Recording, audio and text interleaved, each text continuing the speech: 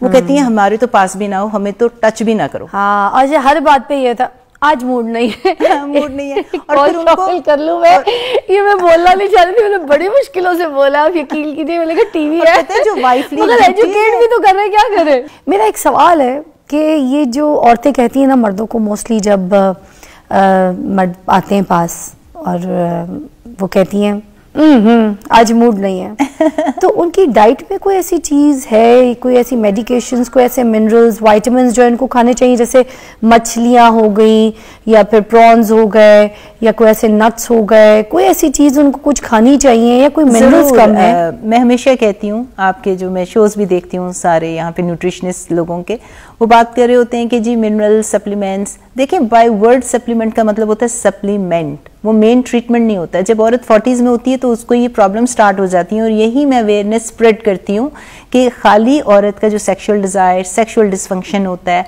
उसको दर्द होता है, या फिर उसको ये हो रहा होता है कि उसकी सेक्सुअल डिजायर भी कम हो जाती है और पेनफुल होता है उसका, तो फिर वो कैसे उसका दिल करेगा जब कोई चीज अच्छी नहीं लग रही। एक जब औरत एंजॉय नहीं करेगी, एंजॉय नहीं कर रही, उसको पेन उसको होगी, हार्मोन्स तो की डेफिशिएंसी है, तो मेन ट्रीटमेंट आपने हार्मोन्स रिप्लेस करने हैं, जिसे BHRT बायोइडेंटिकल हार्मोन रिप्लेसमेंट थेरेपी कहते हैं। जो सप्लीमेंट्स की आप बात करते हैं वो आइसिंग ऑन द केक है।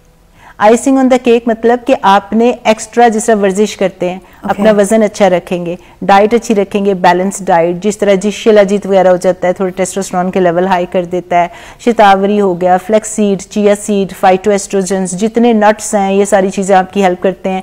ये सारी चीजें आपको साइड बाय साइड देनी चाहिए फॉर हेल्दी लाइफ। शिलाजीत तो बोन्स के लिए भी बहुत अच्छा है, बहुत अच्छी हड्डियों के लिए, लोगों को पता ही नहीं। लेकिन ये सारी चीजें मैं हमेशा कहती हूँ कि ये मेन स्ट्रीम ट्रीटमेंट नहीं है इन चीजों का, क्योंकि इस एज में जब औरतें, एक तो इतना इमोशनल के बंदा ही नहीं पसंद, बंदा नहीं पसंद तो आप क्या कर सकते हैं? तो आपका इमोशनल ट्रॉमा चल रहा है। हाँ। एक आदमी, आपका पार्टनर अब्यूसिव है, आप खुद फिजिकली हेल्दी हैं, आप बड़े स्ट्रांग हैं, कोई आपको मसला नहीं है फिजिकल या मेडिकल, इमोशनल, लेकिन हार्मोनल, लेकिन इमोशनल आ जाता है वहां पे, वो तो एक डिफरेंट काइंड ऑफ काउंसलिंग हो जाती है। हाँ। लेकिन यहाँ पे जब फिजिकल आपकी पेरीमेनोपॉज, मेनोपॉज में प्रॉब्लम चल रहे हों तो हम उनको BHRT देते हैं। अच्छा। उनकी डिजायर खुद ब खुद ठीक हो जाती है। उसमें वो कौन से है क्या? BHRT है जो कि एस्ट्रोजन है।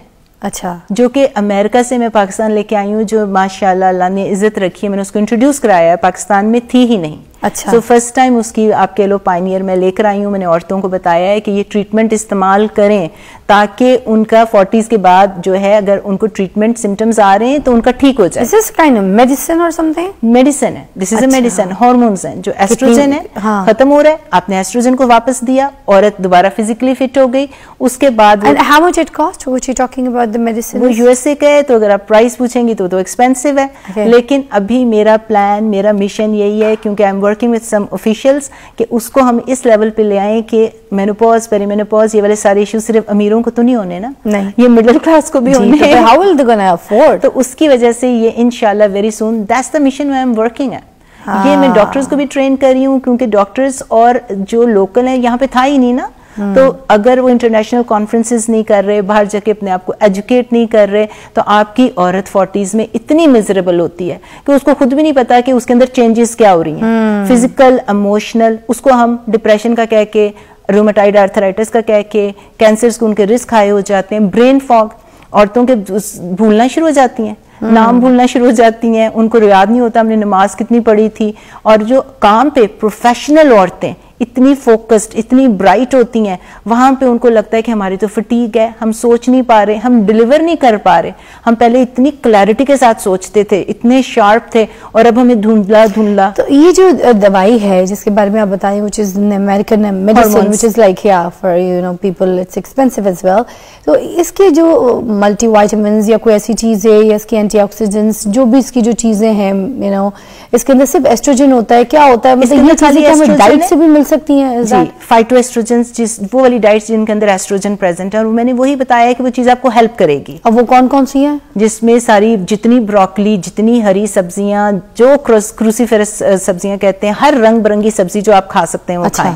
लेग्यूम, लेंटिल्स, अनार, बेरीज, ग्रीन टी, हर चीज के अंदर जो होते हैं वो एस्ट्रोजन प्रेजेंट होते हैं, लेकिन वो आपको हेल्प करेंगे, वो ट्रीटमेंट नहीं है। अच्छा। वो आपको साइड में देने। और इस एज की खवातीन को सप्लीमेंट, आदमियों को भी, लेकिन जरूर लेने चाहिए। 4-5 में सप्लीमेंट आपको बता देती हूँ, क्योंकि जो नीड होती है ना हमारे प्रोसेस्ड फूड है, उससे हमारी रिक्वायरमेंट पूरी नहीं होती। आप कितने के अंडे खाएंगे कि आपको जो है जाके कितना प्रोटीन खाएंगे, कितना ब्रॉथ खाएंगे। उन औरतों के लिए तो जरूर बता दीजिए जी, मैंने जिनके बारे में ये सवाल किया था कि आज मूड नहीं है, जिनके डिजायर्स ही नहीं है और वो अपने मियाँ को बार बार इंसल्ट कर रही है। अभी देखिए मियाँ इंसल्ट फील करता है फिर तो उनके रिजेक्शन है ना, रिजेक्शन है डेफिनेटली। उसके बाद अब उसको हम ये कहेंगे वो बाहर जाके किसी से शादी कर रहा है, किसी को पसंद कर रहा है, तो फ्रस्ट्रेशन तो हो रहेगी ना उसके घर अंदर। की जो है आपने दरवाजे की कुंडी लगा के रखनी है ताकि बाहर से कोई ना आ सके।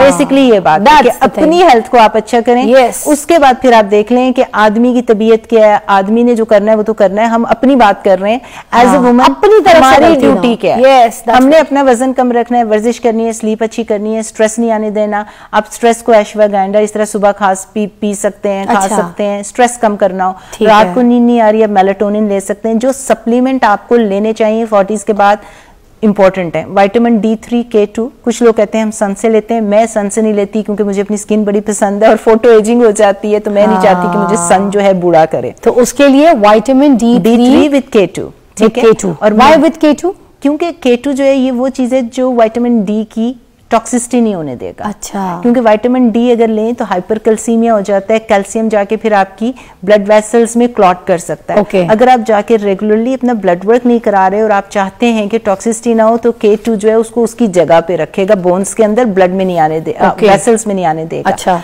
Magnesium glycinate at bed time जरूर लेना है। आपकी एंजाइटी भी खत्म होगी, मसल स्पेज़म खत्म होंगे, आपको नींद बड़ी अच्छी आएगी रात को। अच्छा, कितनी mg की? ये यूजुअली 350-440 होता है। मैं कहती हूँ फार्मूले पे डिपेंड करता है, लेकिन इसका रेगुलर आपने रात को सोने से पहले at bed time magnesium glycinate. कोई अच्छा अमेरिकन ब्रांड ले लें, यूके ब्रांड ले लें, बाहर का इंपोर्टेड कोई ले लें, दैट इज पाकिस्तान का नाम क्यों नहीं लिया आप? मैंने आपसे इसलिए पूछा क्योंकि आपने अमेरिकन मेडिसिन इंट्रोड्यूस कराई, तो मैंने कहा आपकी रिसर्च अच्छी होगी। मैग्नीशियम ग्लाइसिनेट अगर यहाँ पे मिलता है आपको 2 नंबर नहीं है, क्योंकि मैं जो BHRT यहाँ पे लेकर आई हूँ ना, मुझे उसका भी बड़ा खतरा है कि बहुत जल्द कहीं कोई रेप्लिका, कोई 2 नंबर मेरा ही ब्रांड, मेरा ब्रांड है डॉक्टर शवाना, मेरी उस पे डॉक्टर शवाना DSM BHRT का, मेरी वेबसाइट है DR शवाना यानी कि drshwanamufti.com। ये मुझे डर पड़ा हुआ है कि ये ना हो कि हार्मोन घोल घोल के आपकी सड़क पे हर जगह बिक रहे हो, जिससे स्किन का हाल खराब कर देते हैं। It's very important. बिल्कुल। मैग्नीशियम ग्लाइसिनेट आपने ले लिया, कोई होमवर्क कर लें जो जेन्युइन, और ये हमने डेली बेसिस पे आप बता रही हैं एट बेड टाइम। ओके, ठीक है। और ओमेगा-3 जो आप मछली हफ्ते में 2 दफा खाते हैं ना, उसके साथ आप ओमेगा-3 लें, आपका हार्ट और ब्रेन की हेल्थ बहुत अच्छी होगी। मैं तो ओमेगा-3 अगर लेना शुरू करती हूँ, मेरी स्किन इतनी ग्लो करती है, मेरी स्किन में ऐसा चेंज आता है। मैं तो आपको सीरियसली बता रही हूँ, ओमेगा-3 तो स्किन के लिए भी है। कोलेजन नहीं, मैंने कहा कोलेजन भी लें। अच्छा, कोलेजन भी, वो कौन सा? कोलेजन पेप्टाइड या हाइड्रोलाइज्ड लें। हाँ। और मैं तो खैर वो लिक्विड शॉट्स भी तो आते हैं, दैट इज बेटर, और द कैप्सूल्स कोई फर्क नहीं पड़ता। आप मैं यूजुअली जो है ना, कभी कभी लिक्विड वगैरह जो होता है उस अच्छी है, जो भी आपके एब्जॉर्ब हो जाता है, जो हाइड्रोलाइज्ड है, पेप्टाइड है, वो आप ले सकते हैं। कुछ कोलेजन आते हैं जिनकी कोई 5-6 कैप्सूल्स आपको एक साथ खानी, कैप्सूल्स वो कोई फर्क नहीं पड़ता, क्या कहते हैं उसको, टैबलेट खानी होती है, कोई फर्क नहीं पड़ता as long as it is आप बाय माउथ ले रहे हो। स्किन के ऊपर उसका मॉलिक्यूल बड़ा होता है, वो एब्जॉर्ब नहीं होता। वो भी आफ्टर 30 के बाद कोलेजन लेना चाहिए, क्योंकि आपका कोलेजन 1 to 3% कम हो रहा होता है। अच्छा। स्किन के ऊपर आप एस्ट्रोजन क्रीम लगा सकते हैं, क्योंकि एस्ट्रोजन आपकी स्किन की प्लम्पनेस, और चूंकि एस्ट्रोजन कम हो रहा है बढ़ती उम्र के साथ औरत में, तो एस्ट्रोजन क्रीम आप जरूर अपनी स्किन केयर का हिस्सा बना लें, क्योंकि आपकी प्लम्पनेस रहेगी, हाइड्रेशन रहेगी, अंदर से जो आपकी झुर्रियां आ रही हैं, एंटी एजिंग होता है एस्ट्रोजन, तो ये बहुत इंपॉर्टेंट है। खैर हम खाने पीने की बात कर रहे थे, कोलेजन आपने ले लिया। उसके साथ अगर आपके माँ बाप बुजुर्ग घर में बैठे जो सुन रहे हैं, आप खुद जिम जाते हैं, आप मसल ट्रेनिंग जितनी मर्जी करें, वेट जितनी मर्जी उठाएं, आपका मसल मास एज के साथ कम होता है। क्रिएटिन मोनोहाइड्रेट जो है वो 1 to 2 ग्राम औरतों को और 3 से 5 ग्राम, ये मसल्स के लिए भी होता है, मसल प्रिजर्व करता है ये। और बढ़ती उम्र के साथ मसल ही कम होते हैं आपके। आप कितने वेट उठा लेंगी, कितना आप मसल बना लेंगी। तो मसल को प्रिजर्व करने के लिए प्रोटीन खाते हैं आप, कितनी मीट खा लेंगे आप? कुछ लोगों को तो मीट हजम भी नहीं होता, डाइजेस्ट भी नहीं होता। आप क्रिएटिन मोनोहाइड्रेट लेना शुरू कर दें।